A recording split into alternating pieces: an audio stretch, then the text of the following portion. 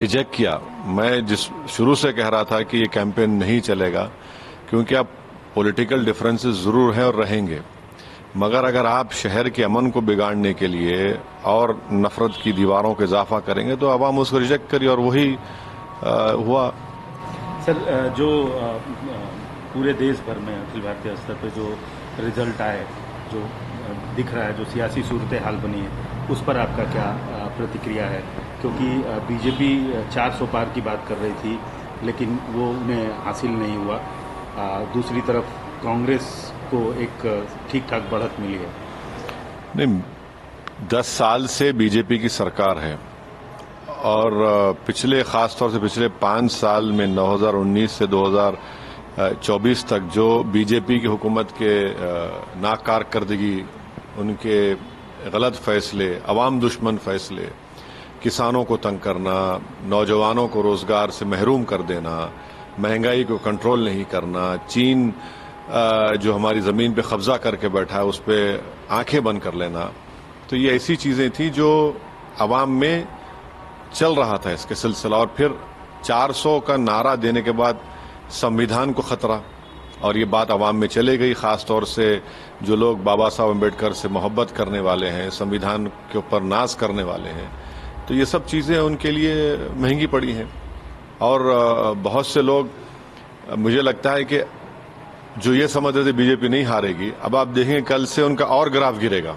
Sir, आप press conference में भी बार बार पूछा गया, आप क्रेडिट क्यों नहीं देते हैं इंडिया अलायंस को और कांग्रेस को इस सियासी सूरत हाल के लिए? मेरे ख्याल से जो माहौल था देश में, बीजेपी को इतनी भी सीटें नहीं आनी चाहिए थी। उनको हम लोग, अगर ये लोग सही काम करते तो 150 में सिमट देते हैं लोगों को। तो ये मेरा मानना है, क्योंकि इतना ज़बरदस्त माहौल था बीजेपी को हराने के लिए।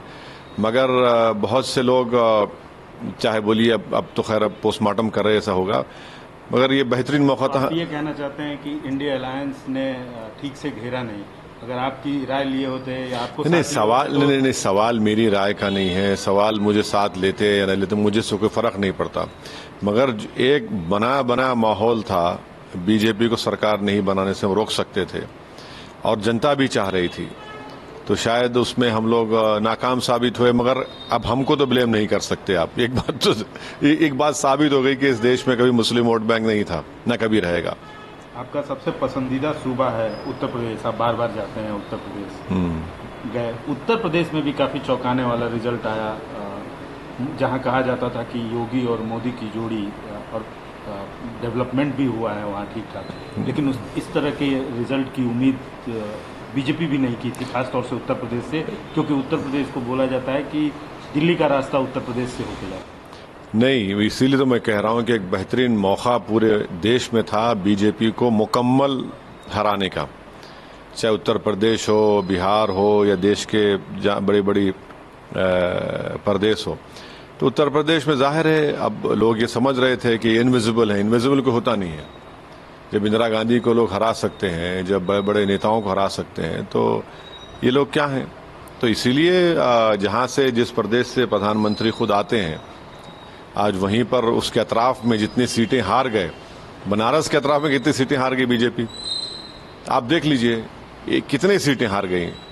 माने जो बोलते थे कि नहीं अतराफ में पूरा उनका बड़ा जोर है, शोर है, ना जोर है, ना शोर है, ना कुछ नहीं, अब तो सन्नाटा है। मगर क्या प्रधानमंत्री एक बैसाखियों के सहारे सरकार चलाएंगे? अगर वो बनाते हैं मोदी जी, तो देखना पड़ेगा। बैसाखी किसको बोल रहे हैं? चंद्रबाबू नायडू? नहीं, देखिए, जो 400 की बात कर रहे थे, जो नहीं, सुनिए बैसाखी दोनों तरफ होती है। नहीं, सुनिए, जो 400 की बात कर रहे थे, जो बोल रहे थे कि सब खत्म हो जाएगा, और जो कह रहे थे कि जो फुला भक्त होगा वही दिल्ली में राज करेगा, अब किसके भक्त बनेंगे ये? अब किसके इशारे पे काम करेंगे?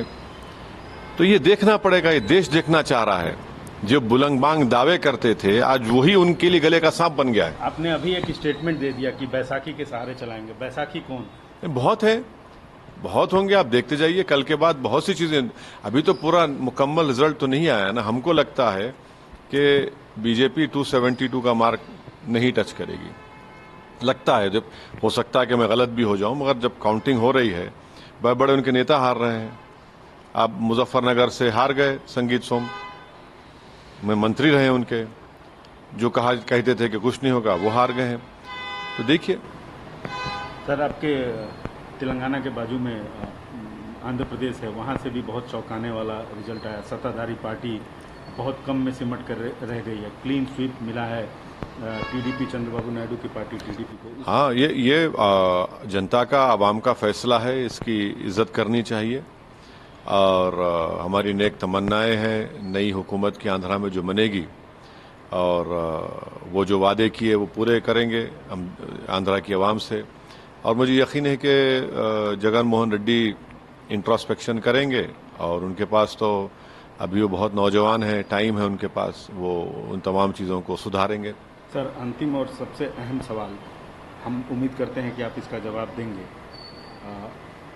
जो इंडिया अलायंस का इंडिया अलायंस जिनके खिलाफ थी, एनडीए के खिलाफ थी, खासतौर से बीजेपी के खिलाफ थी, नरेंद्र मोदी के पॉलिसीज़ के खिलाफ थी, आप भी कमोवेश आप भी विरोध में थे। अगर इंडिया अलायंस की तरफ से आपको न्योता मिलता है तो आप जाएंगे?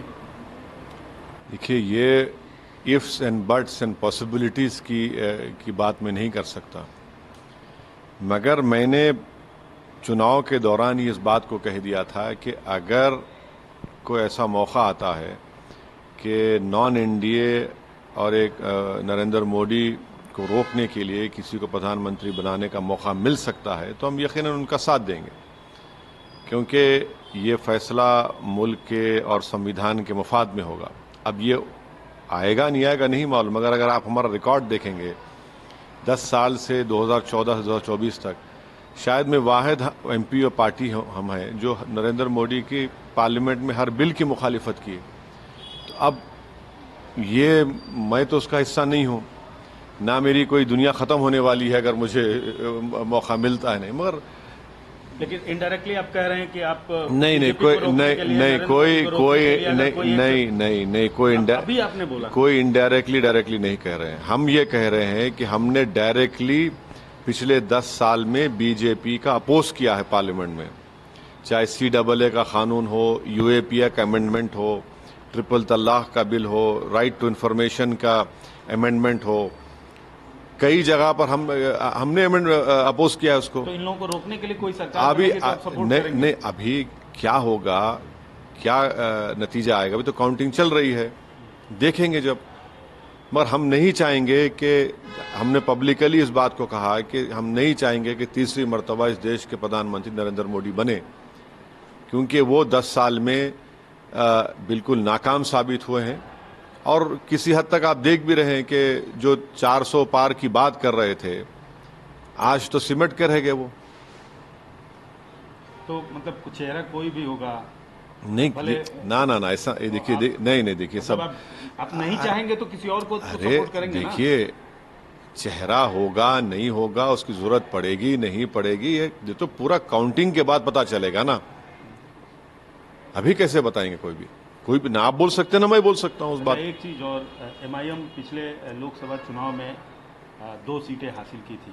इस बार आपको शिकस्त मिली है, 2 सीटें, औरंगाबाद की सीट आप हार गए हैं, उस पर क्या कहना है? नहीं, अफसोस की बात है कि मैं अपने एक बाजू से महरूम हुआ हूँ। इम्तियाज़ जलील को कामयाबी नहीं मिली। औरंगाबाद की आवाम का फैसला है, और मेरा मानना है कि इम्तियाज़ जलील ने औरंगाबाद के लिए बड़ी मेहनत की, बड़े इखलास के साथ, और पार्लियामेंट में उनकी कमी यकीनन मुझे महसूस होगी, आवाम को महसूस होगी, क्योंकि औरंगाबाद की नुमाइंदगी वो कर रहे थे, रिप्रेजेंटेशन कर रहे थे। तो और मुझे यकीन है कि और इम्तियाज़ जलील जो आज उनको कामयाबी नहीं मिली, वो उससे नाउम्मीद नहीं होंगे, बल्कि और पुरुम्मीद होकर आने वाले विधानसभा के चुनाव में वो पार्टी को मजबूत करने का